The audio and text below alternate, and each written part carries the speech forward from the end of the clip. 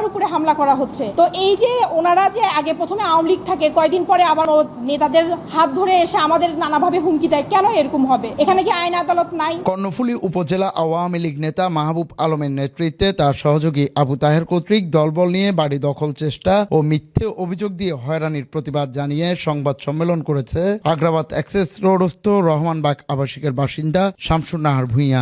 সংবাদ সম্মেলন করার মূল লক্ষ্য যেটা, আইনের আদালত তোয়াক্কা না করে সে বারবার নামজারি করার প্রচেষ্টা করেছে। রোববার বিকেলে চট্টগ্রাম একাডেমি হলে আয়োজিত সংবাদ সম্মেলনে ভুক্তভোগী শামসুন নাহার ভূঁইয়া লিখিত বক্তব্যে জানান, তার ছোট বোনের সাথে পৈতৃক সম্পত্তি নিয়ে ভাগ বাটোয়ারা মামলা চলমান রয়েছে। 2020 সালে তার ছোট বোন কামরুন নাহার ভূঁইয়া জায়গা ভাগ বাটোয়ারা না করে মামলা চলাকালীন অবস্থায় গোপনে তৎকালীন কর্ণফুলী উপজেলা আওয়ামী লীগ নেতা মাহবুব আলমের কাছে কিছু জায়গা বিক্রি করে দেয়, যা আইন বহির্ভূত। তখন বন্টন মামলা চলমান থাকা অবস্থায় আওয়ামী লীগের প্রভাব খাটিয়ে মাহবুব আলম সন্ত্রাসী নিয়ে এসে তাদের উচ্ছেদ করার চেষ্টা করে। এই ঘটনায় তখন ফৌজদারি মামলা করা হয়।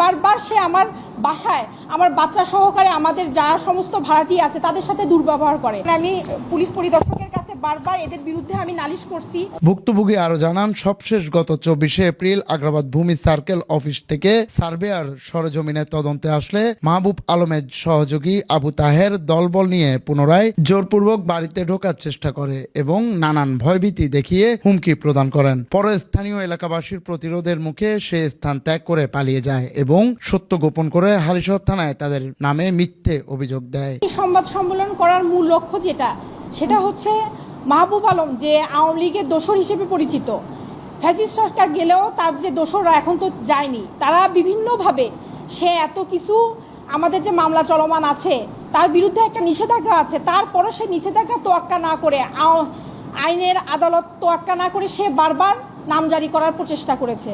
প্লাস এখন যে অবস্থায় আছি আমরা, সে বারবার তার ভূমির এই যে কেয়ারটেকার আছে তাদেরকে বারবার বলে এ বাড়ি তার, তো তার যদি হয় সে সামগ্রিকভাবে কাগজপত্র যেগুলো আছে ওগুলোভাবে কোর্টে আসুক। আমি তো কোর্টে মামলা করেছি, মামলা তো চলমান আছে, সেই মামলা প্রক্রিয়াধীন থাকা অবস্থায় সে কিভাবে নিজের জায়গা দাবি করে এখানে আসে? আর বারবার সে আমার বাসায় আমার বাচ্চা সহকারে আমাদের যা সমস্ত ভাড়াটি আছে তাদের সাথে দুর্ব্যবহার করে। আমি তো একটা মহিলা মানুষ, আমার যে প্রক্রিয়া আছে সেই প্রক্রিয়ায় আমার যে জীবনযাপনের চালচলন সেখানে তো আমার বাধাগ্রস্ত হচ্ছে। আমার বাচ্চাদের নিরাপত্তা কে দিবে? এর আগে আমার স্বামীর উপর হামলা করা হয়, আমার উপরে হামলা করা হচ্ছে। তো এই যে ওনারা যে আগে প্রথমে আওয়ামী লীগ থাকে, কয়দিন পরে আবার অন্য অন্য নেতাদের হাত ধরে এসে আমাদের নানাভাবে হুমকি দেয়, কেন এরকম হবে? এখানে কি আইন আদালত নাই? আইন আদালতের কি বিচার নাই? আমি তো সবসময় আইনের প্রতি শ্রদ্ধা ছিলাম দেখেই আপনাদের কাছে সবসময় আমি সংবাদ সম্মেলনে এসে বারবার এর প্রচেষ্টা চাইছি। সংবাদ সম্মেলনে ভুক্তভোগী নারী জানান, আওয়ামী লীগের দোসর মাহবুব আলম ও তার সহযোগী আবু তাহের সহ অন্যান্যদের ভয়ে তিনি নিরাপত্তাহীনতায় ভুগছেন এবং চরম আতঙ্কে দিন কাটাচ্ছেন। তার জীবনের নিরাপত্তা চেয়ে সংশ্লিষ্ট প্রশাসন ও ঊর্ধ্বতন কর্তৃপক্ষের হস্তক্ষেপ কামনা করেন তিনি।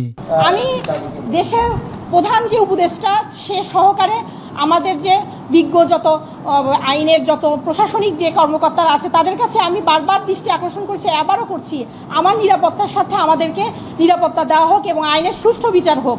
আমি চাই না যে আইনের কোনো প্রকার কোনো ফাঁক ফোকরভাবে সে কোনো সুযোগ সুবিধা নিয়ে আমাকে আবার নানাভাবে বঞ্চিত করবে। আমরা আসলে চাই বিচার, ন্যায় বিচার চাচ্ছি যে আমাদের আবু তাহেরা রাজল করি মুন্নার, তারপরে মাহবুব আলম, কারণ ও কেন ভূমিদস্যু, আর ও যে ভূমিদস্যু এটা তার নতুন কোনো কথা আমরা বলার মতন না, ও সবাই জানে। ডেস্ক রিপোর্ট, সময় নিউজ।